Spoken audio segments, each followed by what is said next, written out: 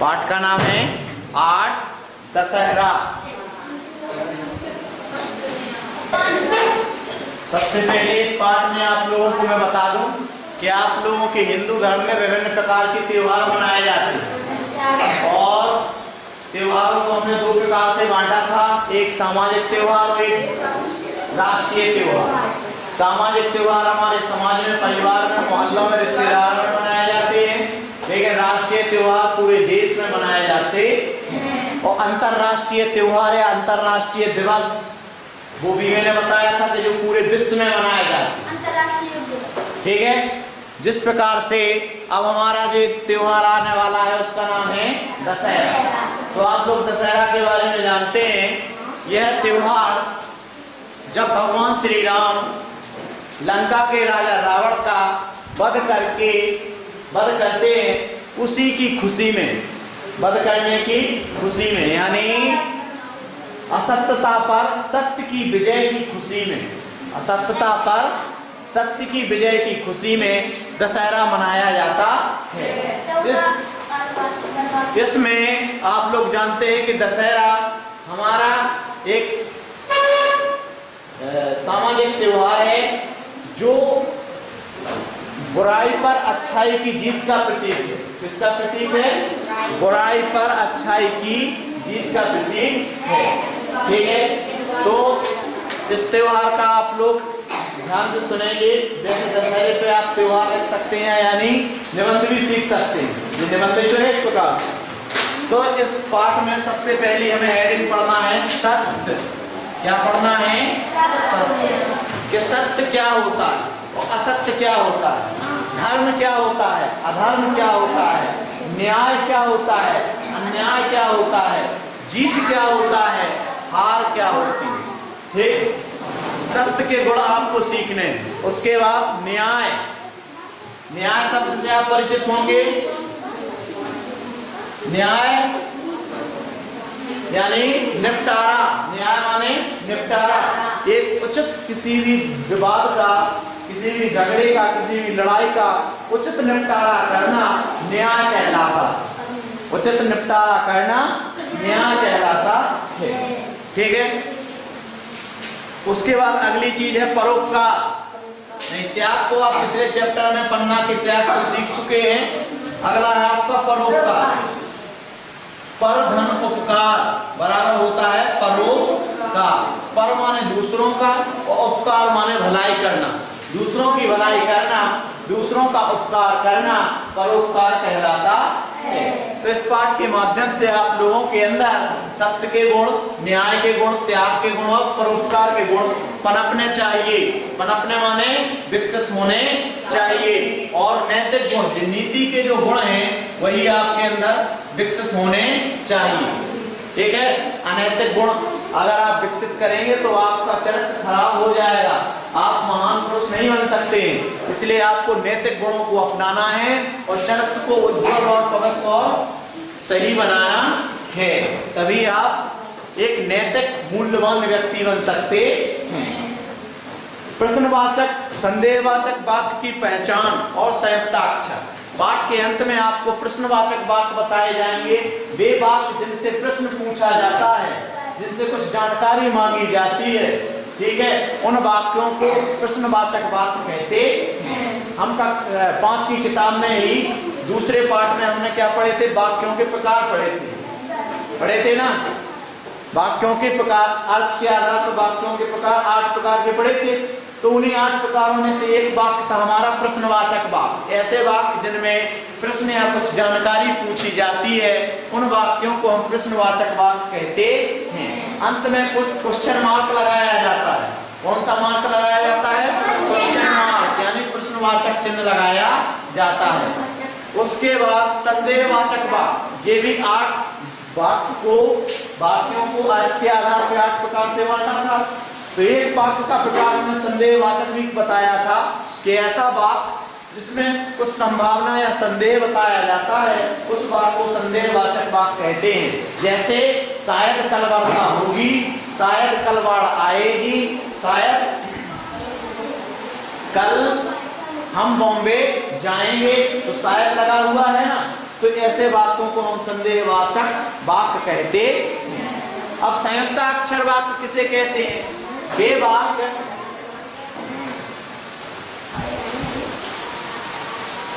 संयुक्त अक्षर वाक्य वाले कौन से वाक्य? देखो, संयुक्त अक्षर क्या कहलाता है? ऐसे अक्षर जो दो अक्षरों को जोड़ करके बनाए जाते हैं उन्हें संयुक्त अक्षर कहेंगे।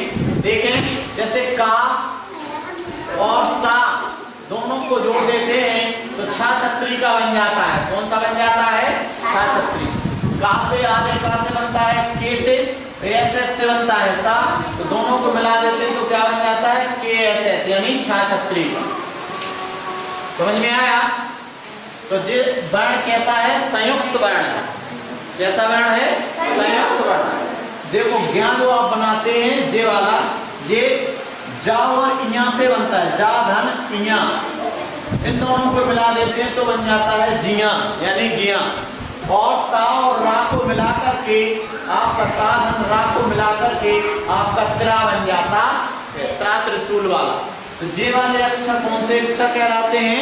संयुक्त अक्षर। ऐसे अक्षर जो दो अक्षरों को या दो वर्णों को मिलाकर एक वर्ण बनता है, संयुक्त करके एक वर्ण बनता है, तो वर्ण बनता है उसे संयुक्त वर्ण या संयुक्त अक्षर कहते हैं। अब अनुस्वार तो आप पिछले पाठों में पढ़ चुके हैं कि अंग की मात्रा को अनुस्वार कहते हैं। उसके बाद संज्ञा से विशेषण बनाना। आप लोगों को मैं पिछली क्लास में बता चुका हूं या पिछले पाठों में बता चुका हूं कि संज्ञा क्या कहलाता है? किसी व्यक्ति, किसी वस्तु, किसी स्थान, किसी प्राणी के नाम को संज्ञा कहते हैं। अब उस संज्ञा से हमें क्या बनाना है? विशेषण बनाना है। विशेषण माने विशेषता बताने वाला। वे शब्द जो संज्ञा सर्वनाम की विशेषता बताते हैं उन्हें हम विशेषण कहते हैं। क्या कहते हैं? विशेषण। समझ में आया? तो विशेषण शब्दों को आपको बनाना है। जैसे भारत क्या है? किसी देश का नाम है ना, तो भारत संज्ञा हो गया। लेकिन भारतीय, भारत से बन गया भारतीय। भारत आपका नाम संज्ञा है, लेकिन इसमें हमने ई जोड़ दिया तो क्या बन जाएगा? भारतीय। भारतीय क्या हो गया? किसी देश के रहने वाले वासी की विशेषता हो गई है। समझ में आया? तो क्या बन जाएगा? भारतीय।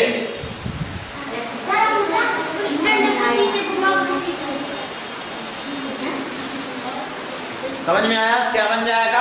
भारतीय। अब देखिए, तो इसी प्रकार से संज्ञा से विशेषण बनाना है।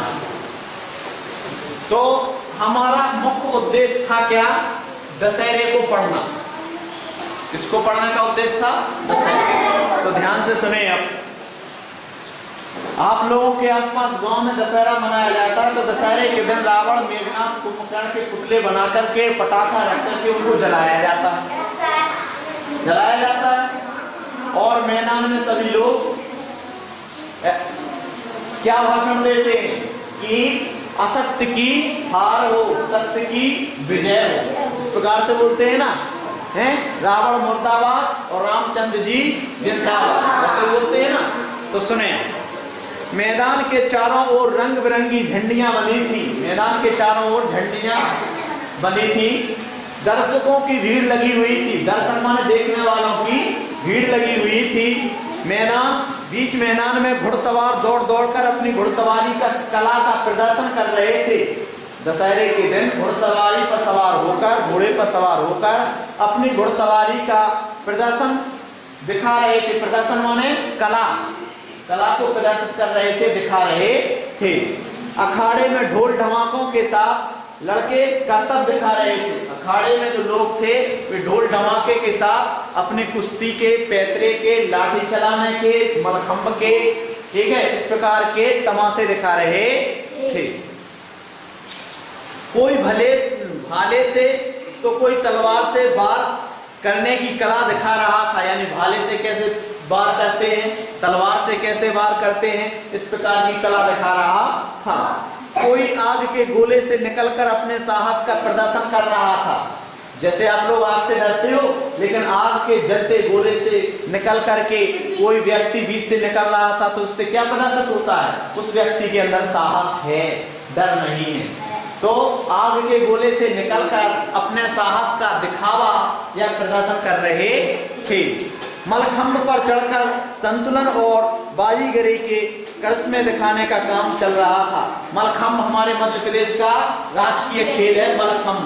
तो मलखंभ पर चढ़कर बैलेंस बनाना, हाथ पैर को छोड़ देते हैं, हाथ से छोड़ देते, पैर से पकड़े रहते हैं और बैलेंस यानी संतुलन बनाकर बाजीगरी के करिश्मे दिखाने का काम चल रहा था। बाजीगरी माने कलाकारी दिखाने का, करिश्मा यानी प्रदर्शन, करिश्मा माने प्रदर्शन दिखावे का काम चल रहा था। करिश्मा माने कर्तव्य, बाजीगरी के कर्तव्य दिखाने का कार्य चल रहा था। सूर्यास्त होने लगा था। सूर्य का डूबना, सूर्य माने सूर्य और अस्त माने डूबना। सूर्य डूबने जा रहा था। धीरे धीरे सब दशहरे के मैदान में उठकर घरों की ओर चल पड़े। दशहरे के मैदान से धीरे धीरे सब दशहरे के मैदान से उठकर घरों की ओर चल पड़े। कहाँ चल पड़े? घरों की ओर। तेरी भी मैं ढोलक बजा दूंगा। रावण, मेघनाथ, कुंभकर्ण के पुतलों का दहन हो चुका था। दहन माने जानते हैं? आग लगाना, अग्नि लगाना। ठीक है, तो रावण, मेघनाथ और कुंभकर्ण के पुतलों का दहन यानी उनमें आग लग चुकी थी, जल चुके थे। दशहरा देखकर बच्चे बहुत खुश हुए। दीपा, दिनेश, अनुश्री अपने पिता रघुनंदन के साथ चल पड़े। दशहरे के मेले से खरीदे हुए गुब्बारे दीपा के हाथ में थे। दशहरे के मेले में गुब्बारे बिक रहे थे, तो वे गुब्बारे खरीदे हुए किसके हाथ में थे? दीपा के हाथ में थे। मुकुट दिनेश के सिर पर था और धनुष बाण अनुश्री के हाथ में थे। समझ में आया? मेले से धनुष बाण ही मिलेंगे। रावण का दहन किया गया है ना। बातें करते करते सभी घर आ गए और आकर टीवी के सामने बैठ गए। दीपा दिनेश को अलग करते हुए पिताजी के पास पहुंचा। बोला, पिताजी क्या दशहरा सभी स्थानों पर इसी प्रकार से मनाया जाता है? जिस प्रकार से टीवी में मनाया जा रहा है या हमारे यहाँ मनाया जा रहा है, तो क्या दशहरा हर स्थान में, हर देश में, हमारे देश में इसी प्रकार से मनाया जाता है? रघुनंदन ने बताया कि दशहरा पूरे देश में उत्साह पूर्वक मनाया जाता है, हर्ष उल्लास खुशी के साथ मनाया जाता है। इसे विजयदशमी भी कहा जाता है। कौन सी दशमी कहा जाता है? विजयदशमी। तभी तनुश्री ने टीवी प्रारंभ किया। तनुश्री ने क्या प्रारंभ किया? टीवी शुरू किया। टीवी पर विभिन्न स्थानों पर दशहरा मनाए जाने का दृश्य दिखाया जा रहा था। टीवी पर आप लोग, टीवी क्या है? दूर के दर्शन। तो दूर के दर्शन यानी त्योहार मनाए जाने, दशहरे त्योहार मनाए जाने के दर्शन टीवी पर दिखाई दे रहे थे। रघुनंदन बोले, देखो यह मैसूर का दशहरा है। मैसूर कर्नाटक का एक बड़ा शहर है मैसूर, जो कृष्णा नदी को, कावेरी नदी पे, कौन सी नदी पे है? कावेरी नदी पर बसा हुआ है। ठीक है, तो मैसूर का दशहरा है। यह कर्नाटक प्रांत में मैसूर में दशहरा बड़ी धूमधाम से मनाया जाता है। कर्नाटक प्रांत माने राज्य। कर्नाटक राज्य में मैसूर दशहरा बड़ी धूमधाम से, खुशी के साथ, हर्ष उल्लास के साथ मनाया जाता है। ये देखो हाथी पर महाराज की सवारी कितने ठाट बाट से निकल रही है, कितने सुंदर सजा सजा कर हाथी पर महाराजाओं को बिठा कर निकाला जा रहा है। आकाश में यह रंगीन आतिशबाजी, आकाश में पटाखे फूटते हैं तो रंगीन विभिन्न कलर की, विभिन्न रंगों की आतिशबाजी कितनी खूबसूरत लग रही है। पूरा शहर रोशनी से, जगमगाहट से नहलाया हुआ सा लग रहा है। पूरे शहर में ऐसा लग रहा है कि जैसे रोशनी से इसे नहलाया जा रहा हो। सभी बच्चे उत्सुकतावश, उत्सुकतावश माने जानते हैं?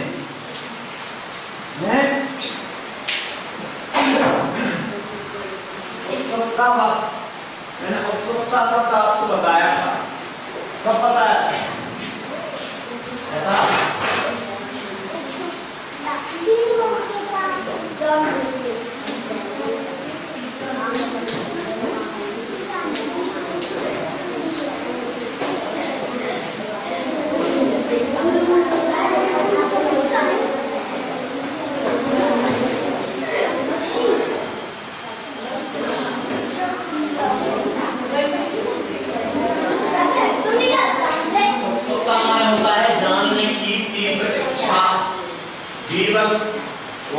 तब आपको जानने की, बुद्धि का बड़ा देखने की उत्सुकता नहीं हुई थी। हाँ, तो वही तो मैं उत्सुकता शब्द पहले बता दिया था, जानने की तीव्र इच्छा। तो यहाँ पर बताया जा रहा है पूरा शहर रोशनी की जगमगाहट से नहलाया हुआ सा लग रहा है। सभी बच्चे उत्सुकतावश यानी जानने की इच्छा से टीवी के पर्दे की ओर देख रहे थे। तभी दृश्य बदल गया। अब मैसूर का दृश्य निकल के कहाँ का दृश्य आ रहा है? गुजरात के दशहरे का दृश्य आया, जिसमें रंग बिरंगे परिधान पहनकर, परिधान माने कपड़े वस्त्र पहनकर गरबा नृत्य किया जा रहा था। क्योंकि गुजरात का राजकीय नृत्य क्या है? गरबा।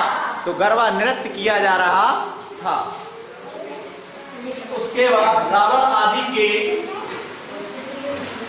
रावण मेघनाथ कुंभकर्ण आदि के पुतले दिखाई दे रहे थे।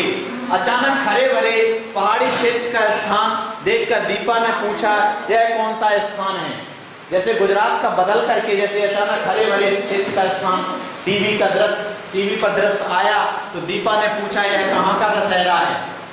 ठीक है, तो रघुनंदन ने बताया यह हिमाचल प्रदेश के कुल्लू का दशहरा है। हिमाचल प्रदेश में कुल्लू मनाली है, ठीक है, तो वहां पर भी दशहरा अच्छी तरह से मनाया जाता है। कुल्लू का दशहरा है। पारंपरिक परिधानों से सजे लोक नृत्य कितने अच्छे लग रहे थे। यानी परंपरा से जो वस्त्र पहने जाते थे तो सभी लोग सजे धजे हुए थे। त्योहारों पे आप लोग नए नए कपड़े नहीं पहनते हैं, तो परंपरागत वस्त्रों में, परिधानों में लोक नृत्य माने गाने के साथ नाच हो रहा था, तो लोक नृत्य कहते हैं। गाने के साथ जो लोक नृत्य हो रहा था बहुत अच्छा लग रहा था। यहाँ के मनोरम दृश्य, ऐसा दृश्य जो मन को भाने वाला हो, मन को आकर्षित करने वाला हो। कैसा दृश्य? मन को भाने वाला मनोरम दृश्य अधिक आकर्षण पैदा कर रहा है। आकर्षण माने खिंचाव, मन को खींच रहा है। क्रमशः महाराष्ट्र का, फिर कोटा, राजस्थान में क्या पड़ता है? कोटा। मैंने बताया था ना जब रेल मार्ग बता रहा था, तो राजस्थान में कोटे का दशहरा, और जबलपुर में मध्य प्रदेश के जबलपुर का दशहरा। मध्य प्रदेश में एक महानगर क्या है? जबलपुर, जहां पर भेड़ा घाट है। ठीक है, जबलपुर के दशहरे के दर्शनीय स्थल भी टीवी पर दिखाए गए। देखने योग्य स्थल भी, दृश्य भी काय पे दिखाए गए? टीवी पे दिखाए गए। रावण मेघनाथ के पुतलों का दहन देखकर अनुश्री बीच में बोल पड़ी कि ये रावण और मेघनाथ कौन थे? इनके पुतलों का दहन क्यों किया जाता है? रघुनंदन ने कहा, इन्हीं से जुड़ी दशहरा मनाए जाने की कथा, इन्हीं से दशहरा मनाए जाने की कथा जुड़ी है। सुनो, राजा दशरथ के 4 पुत्रों में ज्येष्ठ पुत्र यानी बड़े पुत्र श्री राम गुरु वशिष्ठ से शिक्षा दीक्षा प्राप्त करने के बाद, गुरु वशिष्ठ से उन्होंने क्या किया था? शिक्षा ली थी और दीक्षा ली थी। दीक्षा प्राप्त करने के बाद उन्होंने मंगल कार्य और यज्ञों में विघ्न पहुंचाने वाले राक्षसों का वध किया। श्री राम ने मंगल कार्य या यज्ञों में विघ्न पहुंचाने वाले राक्षसों का वध करने की प्रतिज्ञा ली थी।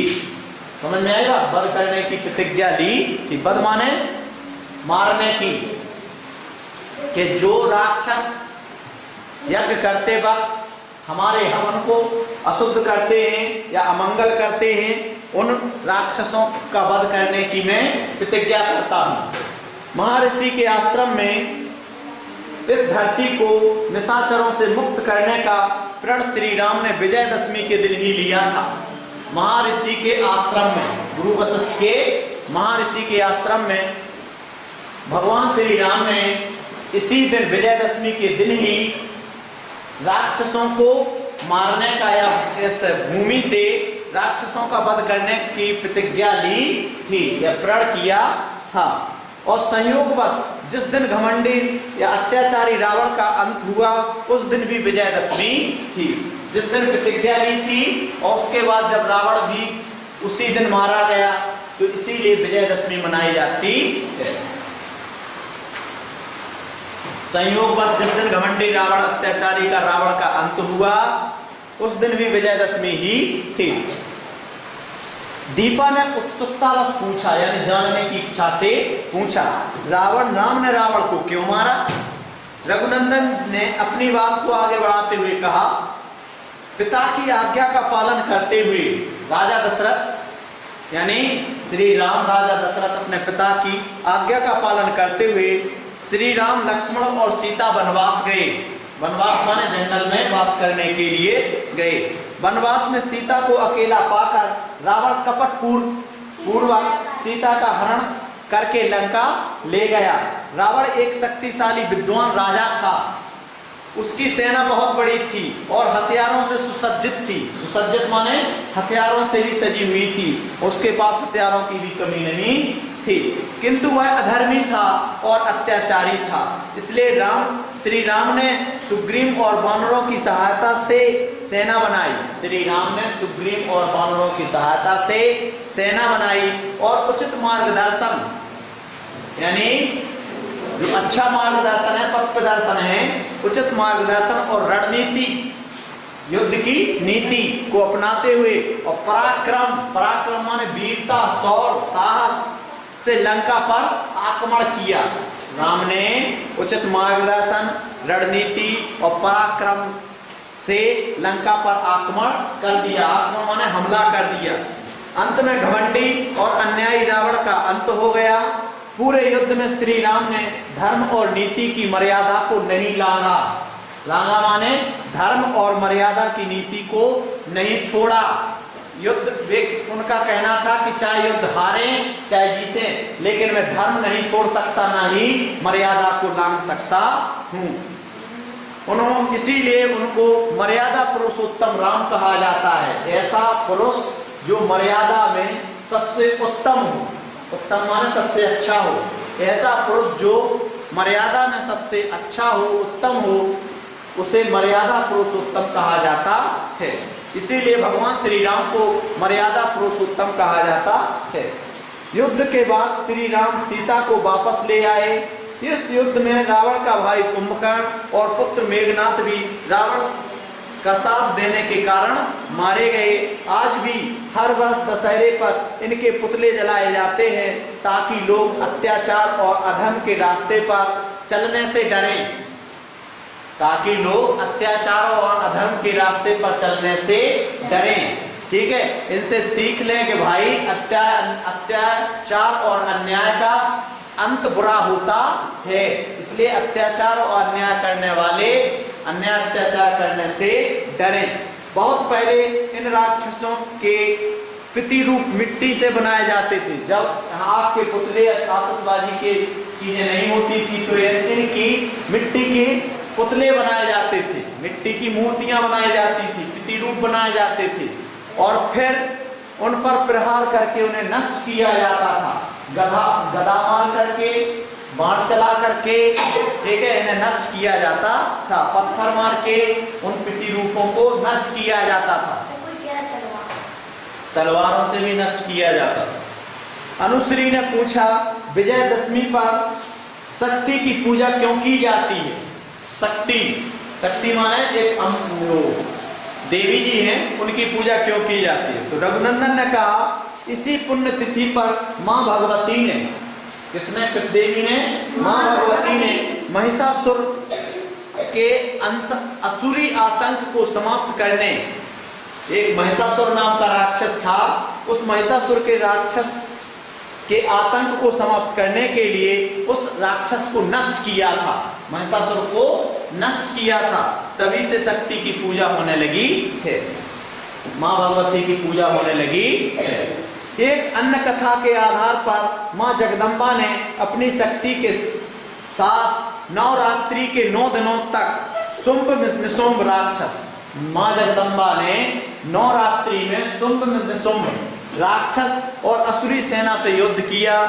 युद्ध में विजय कुंवर मास के शुक्ल पक्ष की 10वीं को हुई। युद्ध में विजय कब हुई थी? माँ जगदम्बा को शुंभ निशुंभ राक्षस की असुरी सेना से कुंवर की शुक्ल पक्ष की 10वीं को हुई थी। तभी से 10वीं को विजयदशमी के रूप में और लक्ष्मी की पूजा को, उसकी शक्ति की पूजा की जाती है। इसीलिए शक्ति की पूजा के साथ साथ दशहरा मनाया जाता है। दिनेश अचानक बीच में बोला, अब तो हमारे जीवन में दशहरे का महत्व और बढ़ जाता है। यानी दशहरा त्योहार हमारे जीवन के लिए बहुत महत्वपूर्ण हो जाता है। रघुनंदन ने बताया क्यों नहीं आज के संदर्भ में दशहरे का महत्व और भी बढ़ जाता है। इन कथाओं से समस्याओं और अत्याचारों से लड़ने की प्रेरणा भी मिलती है। इन कथाओं से, इन जीतों से समस्याओं और अत्याचारों और अन्यायों से लड़ने की शिक्षा मिलती है, सीख मिलती है, प्रेरणा मिलती है।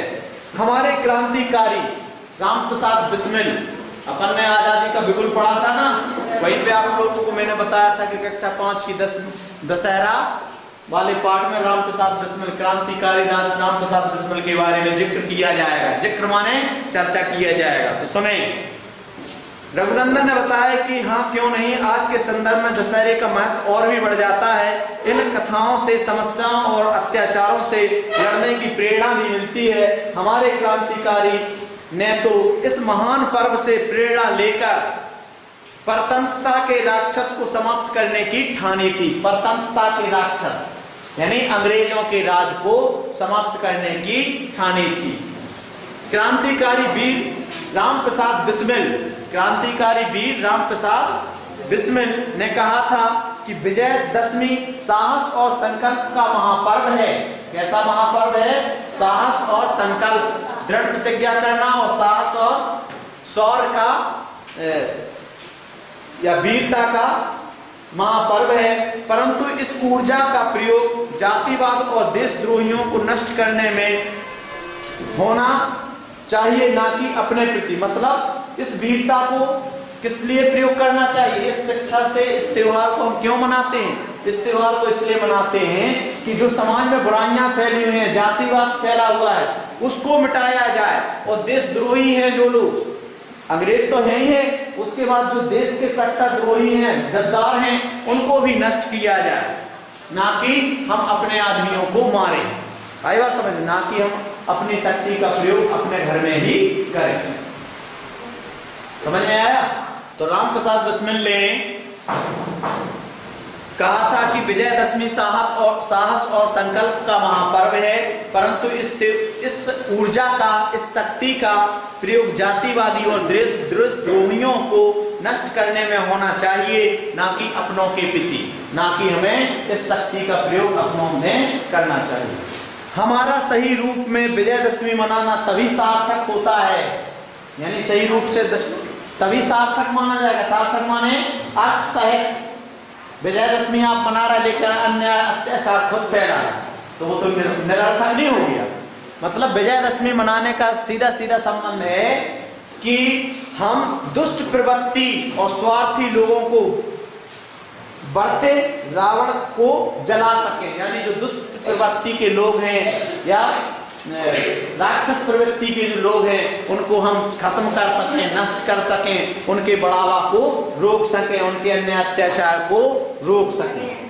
इतने में माँ भोजन लेकर आ गई। सबने मिलकर भोजन किया। नई नई रोचक कथाएं सुनकर सभी प्रसन्न थे। सभी ने दशहरे के मेले में लाए खिलौनों को दिखाया, एक दूसरे को दिखाया, माँ को दिखाया। समझ में आया? चलो देखें अगला अभ्यास। निम्नलिखित शब्दों के अर्थ शब्दकोश से खोजकर लिखिए। इसमें आपको शब्दकोश खोजकर लिखना है। चलो देखें। अखाड़ा, अखाड़ा क्या कहलाता है? लड़ाई सीखने का मैदान, जहां पर मल्ल अपने कर्तव्यों को सीखते हैं। परिधान यानी वस्त्र, पट, चीर।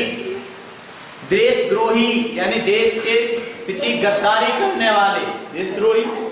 धूमधाम, धूमधाम माने हर्ष, उल्लास और खुशी के साथ। प्रदर्शन माने दिखावा, प्रदर्शन माने दिखावा। गरबा नृत्य, गुजरात राज्य का राजकीय नृत्य गरबा नृत्य कहलाता है। मलखंभ, एक खंभ जो होता है उस पर मल्ल लोग चढ़ करके अपने संतुलन का दिखावा करते हैं या करतब दिखाते हैं। उस खेल को